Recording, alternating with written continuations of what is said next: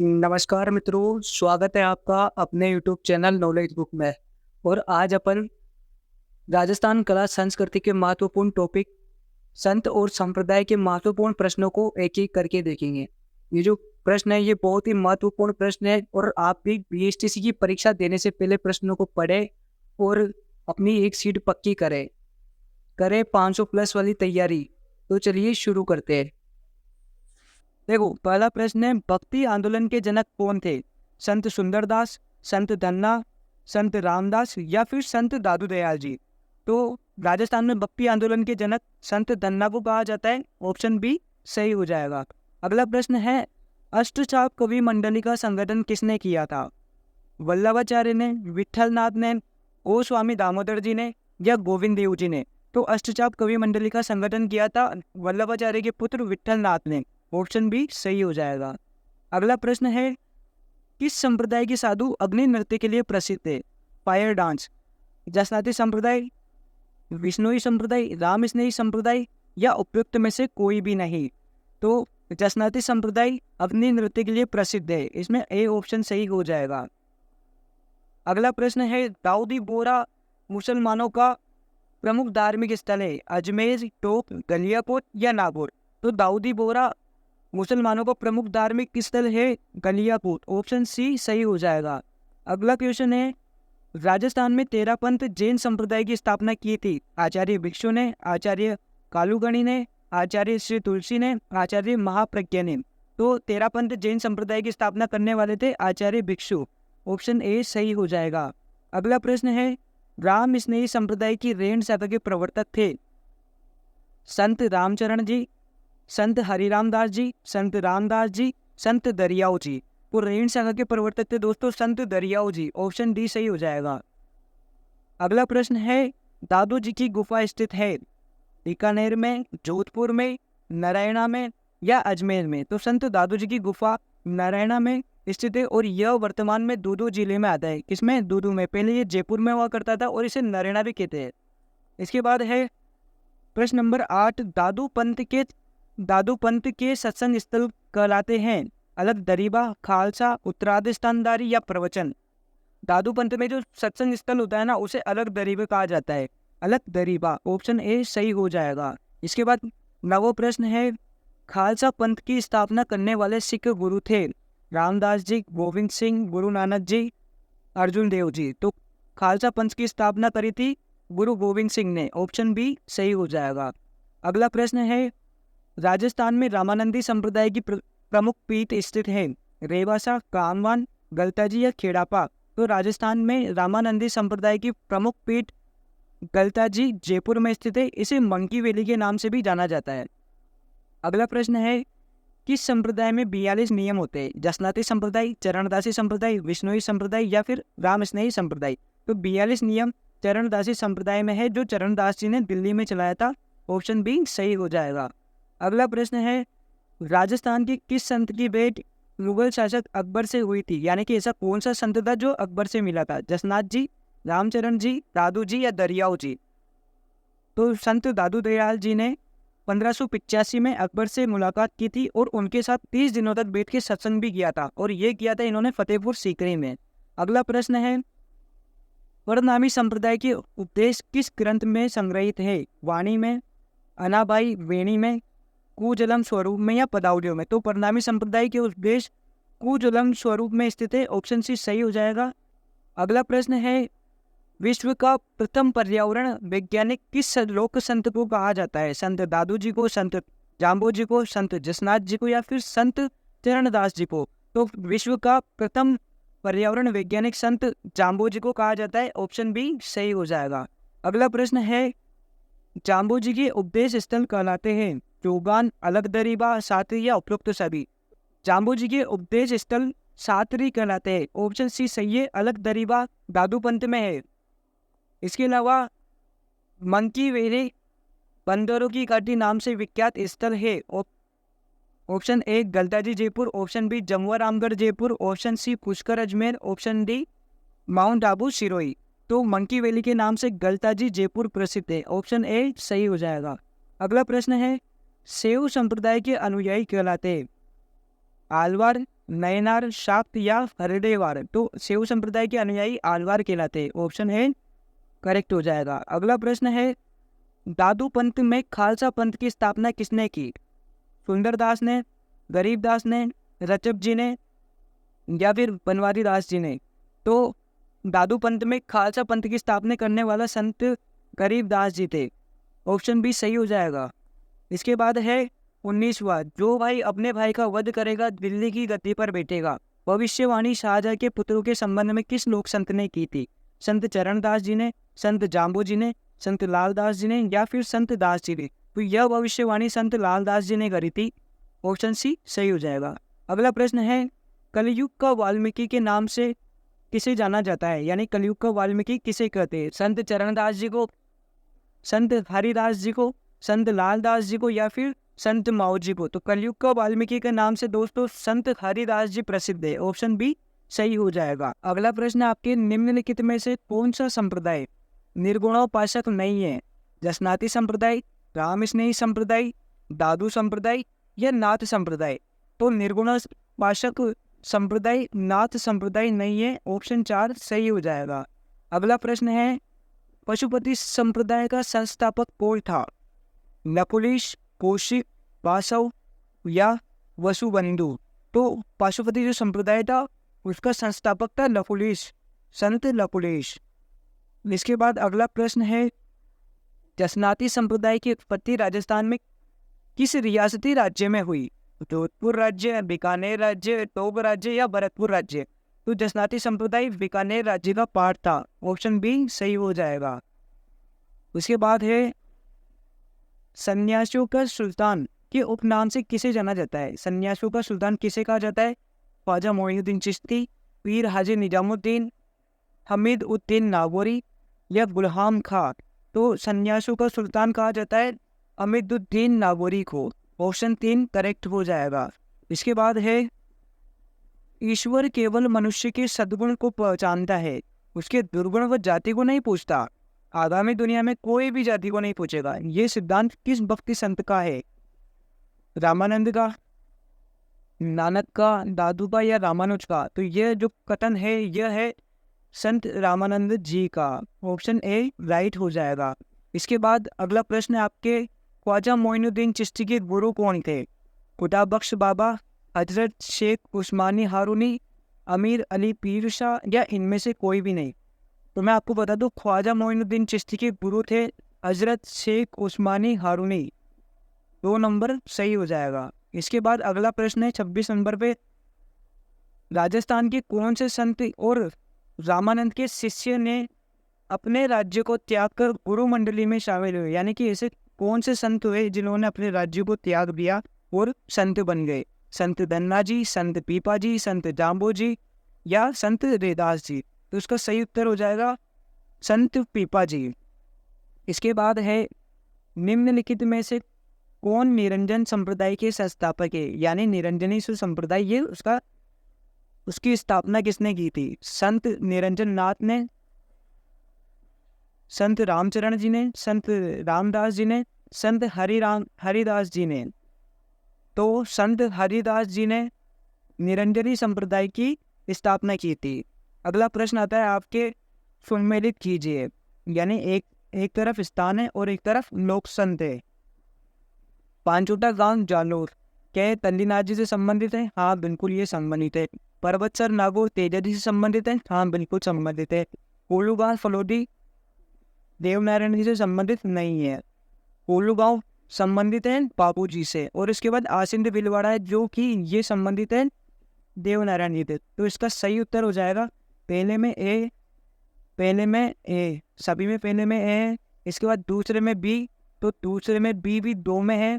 इसके बाद हो जाएगा तीसरे में डी, तो तीसरे में डी बस एक ही जगह है।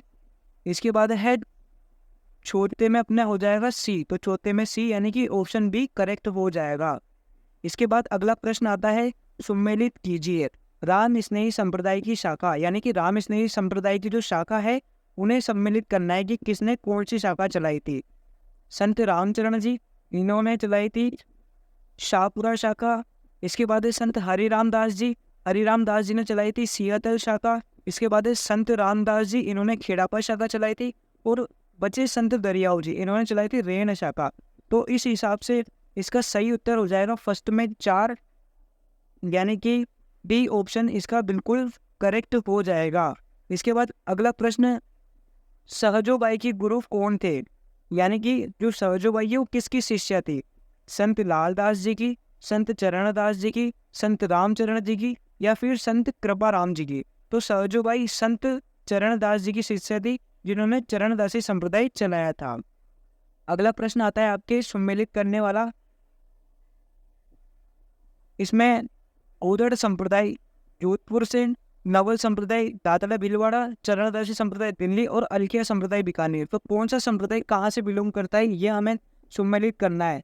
तो इसमें गुदड़ जो संप्रदाय है वो गुदड़ संप्रदाय करता है हमारे दादरा भीलवाड़ा से। इसके बाद जोधपुर से जो करता है वो है नवल संप्रदाय। नवल संप्रदाय कहाँ पे संचालित है? जोधपुर में। और चरणदासी संप्रदाय दिल्ली में संचालित है, जामा मस्जिद के पीछे, सबको पता है। और बचा हुआ अलगिया संप्रदाय है, अलगिया संप्रदाय है हमारे बीकानेर।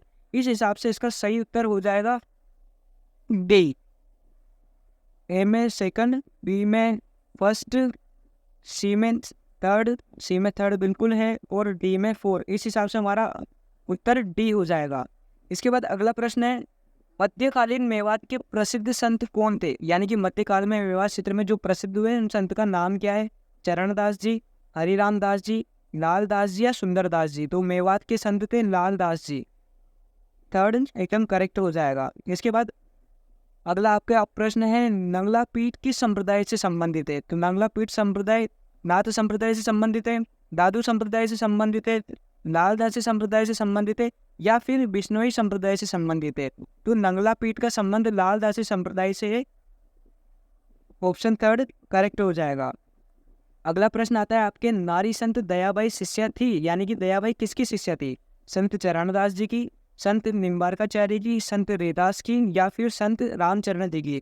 तो दयाबाई और सहजोबाई ये दोनों संत रामचरण जी की शिष्याएं थी। ऑप्शन ए करेक्ट हो जाएगा। इसके बाद है, निम्नलिखित में से कौन सी रचना मीराबाई की है? मीराबाई ने क्या लिखा? सखी, शबद, बीजक या पदावली? तो इन्होंने लिखा था पदावली।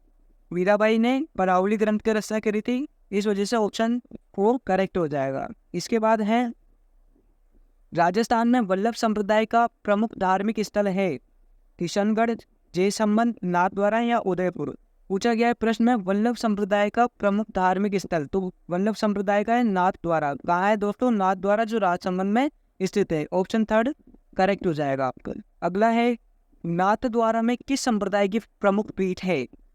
जसनाती संप्रदाय, वल्लभ संप्रदाय, बिश्नोई संप्रदाय या प्रणामी संप्रदाय? अभी हम अगले क्वेश्चन में देख के आए थे वल्लभ संप्रदाय का प्रमुख स्थल नाथद्वारा है, तो नाथद्वारा में वल्लभ संप्रदाय की प्रधान पीठ है। ऑप्शन सेकंड करेक्ट हो जाएगा। इसके बाद है, संत माओजी का संबंध है डूंगरपुर से, बीकानेर से, जोधपुर से, अलवर से? तो संत माओजी की कर्मभूमि रही डूंगरपुर। ऑप्शन ए बिल्कुल सही हो जाएगा। इसके बाद है, निम्न में से कौन विश्नोई संप्रदाय का संस्थापक था? यानी कि विश्नोई संप्रदाय की स्थापना किसने की? अरबू जी ने, जाम्बू जी ने, पापू जी ने, बोगा जी ने? तो लोक संत जाम्बू जी ने विश्नोई संप्रदाय की स्थापना की और 29 नियम दिए, 20 + 9 नियम। ऑप्शन सेकंड बिल्कुल करेक्ट हो जाएगा। इसके बाद अगला ही राउंड में आपके प्रश्न आता है, संत भूरीबाई अलग का कार्य क्षेत्र था? यानी कि संत भूरीबाई का संबंध कौन से क्षेत्र से? मारवाड़ से, बाबर से, मेवाड़ से या गोड़वाड़ से? तो संत भूरीबाई अलग का संबंध था मेवाड़ से। ऑप्शन थर्ड बिल्कुल करेक्ट हो जाएगा। इसके बाद है, मीराबाई के पिता कौन थे? भीम सिंह, सवाई जय सिंह, रतन सिंह या कर्ण सिंह? तो मीराबाई के पिता पूछा गया है, तो पिता उनके रतन सिंह थे, जो बाजोली के जागीरदार थे। ऑप्शन थर्ड बिल्कुल करेक्ट हो जाएगा। इसके बाद है, दासी मत का संबंध किससे है? यानी कि दासी मत या दासी संप्रदाय किसने चलाया था? मीराबाई ने, गौरीबाई ने, सहजूबाई या दयाबाई? तो ये दासी मत चलाया था मीराबाई ने। अगला प्रश्न है आपके, प्रसिद्ध भक्त कवियत्री मीरा के पति का नाम क्या था? देखो पहले पिता का नाम पूछा था, पति का नाम पूछा गया है। तो पति का नाम क्या था? राणा रत्न सिंह, उनके पिता का नाम था राजकुमार भोजराज, उनके पति का नाम था राजकुमार भोजराज। ऑप्शन 2 बिल्कुल करेक्ट हो जाएगा। अगला है, संत पीपा की गुफा कहाँ है? गागरोन में, पीपाड़ में, टोरा में, या धनेरा में, तो संत पीपा की गुफा टोडा में है। और पूछा जाए कि संत पीपा की छतरी कहाँ है, तो उनकी छतरी है गागरोन में। संत पीपा की गुफा टोडा में है, इस वजह से अपना थर्ड बिल्कुल सही हो जाएगा। अगला प्रश्न है, निम्नलिखित में से दादूपंथी संत कौन है? रामदेव जी, जसनाथ जी, रंजब जी या गोगा जी? तो देखो यहाँ पर रज्जब जी दादूपंथी संप्रदाय के संत है, ऑप्शन थर्ड बिल्कुल करेक्ट हो जाएगा। अगला प्रश्न आता है हमारे, गरीबदास जी, संतदास जी, जगन्नाथ जी, माधोदास जी आदि संतों का संबंध किस संप्रदाय से है? दादूपंथ से, लालदासी संप्रदाय से, राम स्नेही संप्रदाय से या फिर दसनाथी संप्रदाय? तो गरीबदास जी, संतदास जी, इन सभी संतों का जो संबंध था वो था दादूपंथ से। ऑप्शन ए करेक्ट हो जाएगा। इसके बाद है, लिखमादेसर, परनासर, मालासर किस संप्रदाय की उपपीठें हैं? जसनाती संप्रदाय की, गौड़ीय संप्रदाय की, विष्णोई संप्रदाय की या फिर निम्बार्क संप्रदाय की? तो ये सभी लिखमादेसर, पनरासर, मालासर ये जसनाती संप्रदाय की उपपीठें है। कौन से संप्रदाय की? तो जसनाती संप्रदाय। ऑप्शन ए करेक्ट हो जाएगा। इसके बाद है, ज्ञान समुद्र, बावनी, रामची अटक नामक कृतियों का संबंध किस संत से? यानी कि ये जो कृतियां हैं ये किस संत ने लिखी थी? तन्ना जी ने, सुंदरदास ने, संत रज्जब जी ने, संत पीपा जी ने? तो ये सारी जो कृतियां हैं ये है सुंदरदास जी की। सेकंड ऑप्शन बिल्कुल करेक्ट हो जाएगा। अगला है, पीर फर्रुखदीन बाबा जी की मजार किस नदी के किनारे पर स्थित है? यानी कि पीर फर्रुखदीन बाबा है, इनकी मजार कहाँ है? माही नदी के किनारे पर, सोन नदी के किनारे, चंबल नदी या फिर जाखम नदी के किनारे पर? तो फर्रुखदीन बाबा की मजार माही नदी के किनारे पर है। ऑप्शन एक बिल्कुल करेक्ट हो जाएगा। इसके बाद है, किस संप्रदाय के अनुयायी मिलने पर संत राम कहकर अभिवादन करते? यानी कि कौन से संत जब मिलते तो संत राम कहते? राजा राम पंथ के, दादू पंथ के, गुदड़ पंथ या नवल पंथ के? तो दादू पंथ के लोग कहते हैं संत राम। ऑप्शन टू बिल्कुल करेक्ट हो जाएगा। इसके बाद नारायणा खालिस्तान का जाना माना केंद्र, यानी कि नारायणा किसका जाना माना केंद्र है? बिश्नोई संप्रदाय का, दादू पंथ का, नाथ संप्रदाय का या राम स्नेही संप्रदाय का? तो नारायणा दादू पंथ का जाना माना स्थान है, क्योंकि संत दादू जी ने नारायणा में दादू पंथ की स्थापना करी थी। ऑप्शन टू बिल्कुल करेक्ट हो जाएगा।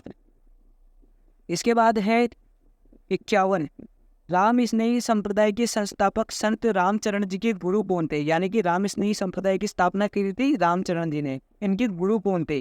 चरणदास जी, हरिदास जी, कृपाराम जी या लालदास जी? तो संत रामचरण जी के गुरु थे कृपाराम जी, गुदड़ संप्रदाय से बिलोंग करते थे कृपाराम जी। ऑप्शन थर्ड बिल्कुल करेक्ट हो जाएगा। इसके बाद है, संत लालदास जी के लिए अच्छी तरह से जाने जाते हैं, यानी कि संत लालदास जी किस लिए अच्छी तरीके से जाने जाते हैं? मूर्ति पूजा के लिए, समाज सुधार के लिए, सांप्रदायिक सद्भावना के लिए या सरल जीवन के लिए? तो संत लालदास जी जो प्रसिद्ध हुए वो प्रसिद्ध हुए सांप्रदायिक सद्भावना के लिए। ऑप्शन थर्ड बिल्कुल करेक्ट हो जाएगा। इसके बाद अगला प्रश्न आता है हमारे, निम्नलिखित संतों में से कौन जन्म से मुसलमान था? यानी जन्म से मुसलमान कौन सा संत था? संत माऊ जी, लालदास जी, दादू दयाल जी या रामचरण जी, चरणदास जी? तो इनमें से मुसलमान संत थे लालदास जी, जिनका जन्म हुआ था मेवात क्षेत्र में, एक मेव मुसलमान परिवार में। इसके बाद अगला प्रश्न आता है, संत गुण सागर व नाम माला किस संत द्वारा रचित है?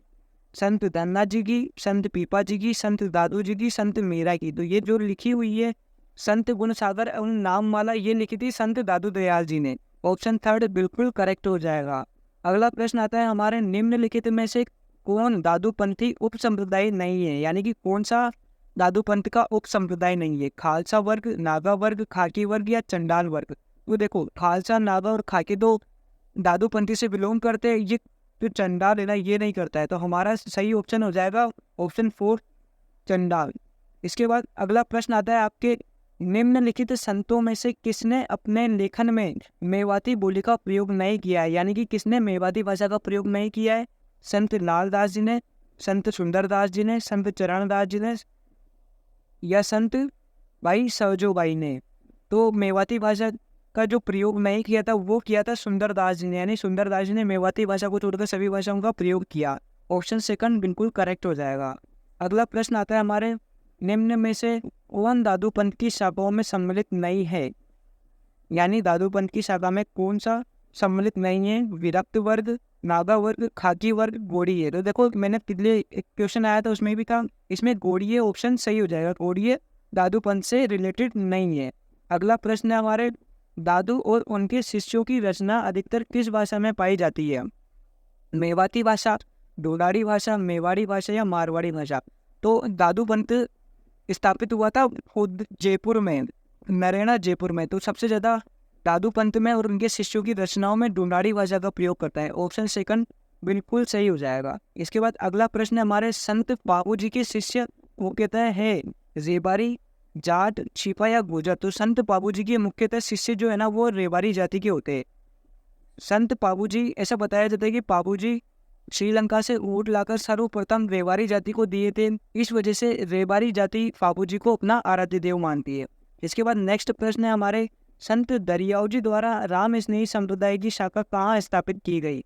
शाहपुरा में, सियातल में, रेन में, खेड़ापा में। तो देखो एक इससे पहले हम क्वेश्चन करके आए कि संत रामचरण जी, संत पढ़ा तो गया बेटा।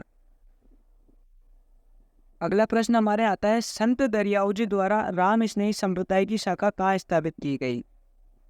शाहपुरा, सियातल, रेन या खेड़ापा। देखो इससे पहले भी क्वेश्चन सोल्व करके आए थे सम्मिलित करने वाले में, तब हमने संत दरियाओजी को सम्मिलित किया था रेन शाखा में। तो संत दरियाओजी ने राम स्नेही संप्रदाय की शाखा स्थापित करी थी रेन में। ऑप्शन थर्ड बिल्कुल करेक्ट हो जाएगा।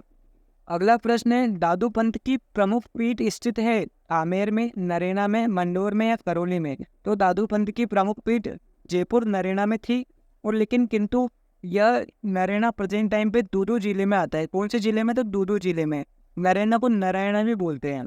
इसके बाद अगला प्रश्न आता है हमारे, राजस्थान के किस जिले में इस्लामी संत मलिक शाह का मकबरा स्थित है?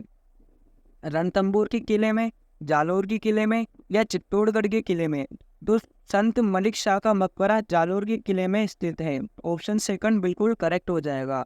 अगला प्रश्न है, बिश्नोई संप्रदाय के लोग कितने नियमों की पालना करते हैं?